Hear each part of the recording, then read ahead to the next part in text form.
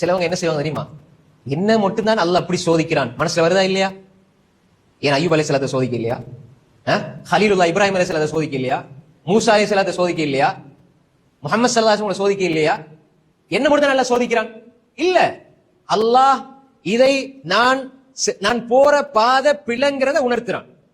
وَلَنُذِيقَنَّهُم مِّنَ الْعَذَابِ الْأَدْنَى دُونَ الْعَذَابِ الْأَكْبَرِ لَعَلَّهُمْ يَرْجِعُونَ.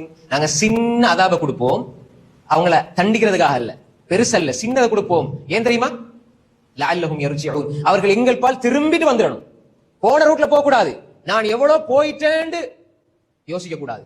நான் போன பாதை பிள்ளைன்னா திரும்பிடணும். எவ்வளவு போயிட்டேன்னு இல்ல, அது ஹக்கு பாத்தில், சத்தியம் அசத்தியம், எல்லா விஷயத்திலையும் அன்புக்குரிய சகோதரர்களே, அல்லாஹ் ஒரு அதாபத்தார சின்ன சோதனை தாராண்டா நாங்க விளையணும். அதுல அல்லாஹ் ஏதோ ஹைர வச்சிருப்பான், ரைட்? நான் என் வாழ்க்கையை பரிசீலித்துக் கொள்ளணும்.